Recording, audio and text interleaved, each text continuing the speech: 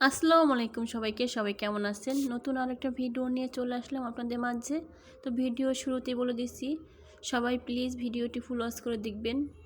আর video দেখার পর যদি একটু ভালো লেগে থাকে আমার চ্যানেলটিকে সাবস্ক্রাইব করে আমার পাশে থাকবেন।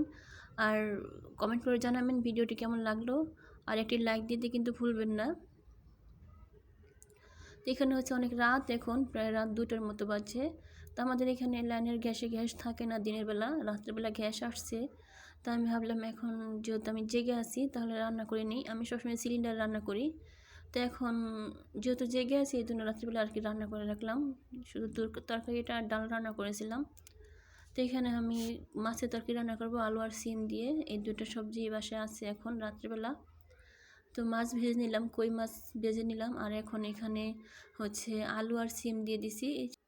সেই কই মাছ ভাজা তেলে, কই মাছ ভাজার পরে যে তেলটা ছিল সেই তেলে দিয়েছি, আর বাড়তি তেল আমি দিইনি এখানে।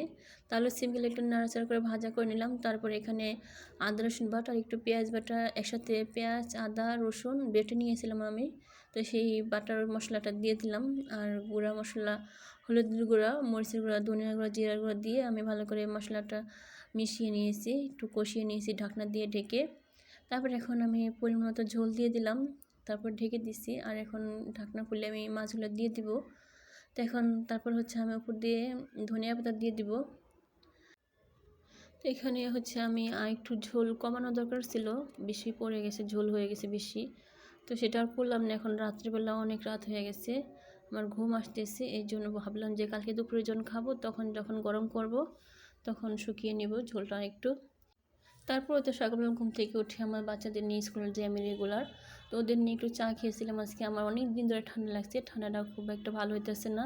তো এই জন্য হচ্ছে আমি আজকে কয়েকদিন ধরেই চা খাচ্ছি, রং চা আদা দিয়ে বা আরও ধরনের মশলা দিয়ে। তো সেটাই আজকে সকালবেলাও খেলাম, চা মুড়ি খেয়ে। তারপরে আমরা স্কুল চলে যাবো এখন।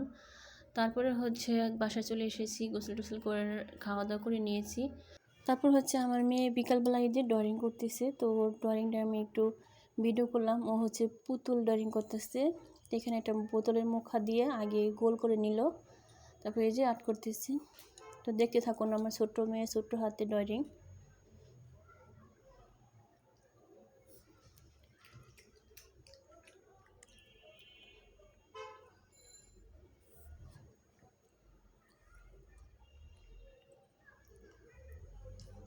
এখন এখানে চোখ আঁকবে, এটা একটা পুতুল।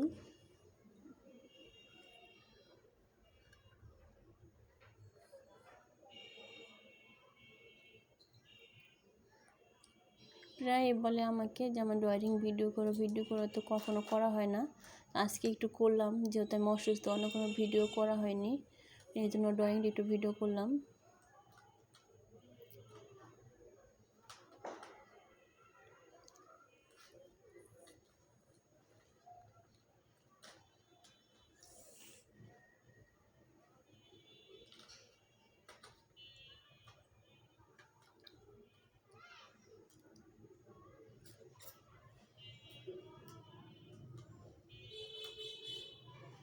এখন হচ্ছে বডি আঁকবে, স্কেল দিয়ে মাপে।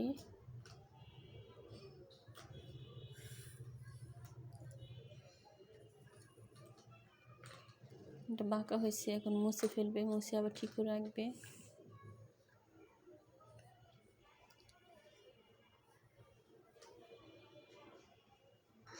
ও আঁকতে খুব পছন্দ করে, সারাদিন টিভিতে আঁকাআঁকি দেখে।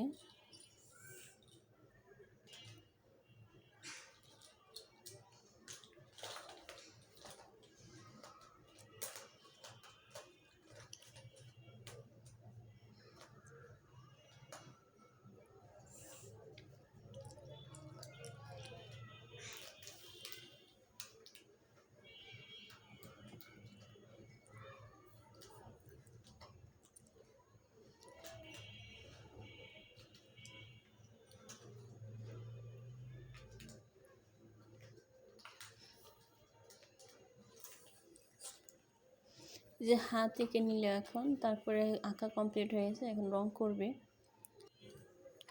আপনাদের কাছে আমার মেয়ের ড্রয়িংটি কেমন লাগলো জানাবেন। আমার মেয়ের বয়স খুব কম, ওর মাত্র 6 বছর। আর তাছাড়া ওকে আমি কোথাও ড্রয়িং শিখতে দিইনি, ও টিভি দেখে যা শিখেছে সেটাই এখানে শেয়ার করেছি। তো এই যে এখানে একটা ব্যান্ড দিবে এখন, তারপর হচ্ছে কালার করে নিবে। এখানে হচ্ছে আর্ট করা কমপ্লিট হয়ে গেছে, এখন রং করবে। তো দেখতে থাকুন আপনারা প্লিজ আমার এই ভিডিওটি। তো রং করার জন্য রং বার করে নিল এখানে।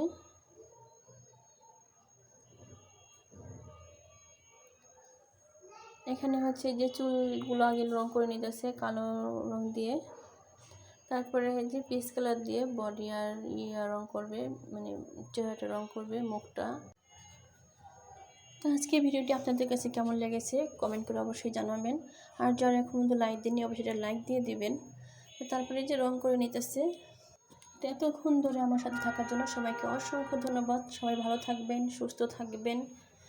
তো আজকে ভিডিও পর্যন্ত চলে আসবো নতুন কোনো ভিডিও নিয়ে। আল্লাহ হাফেজ।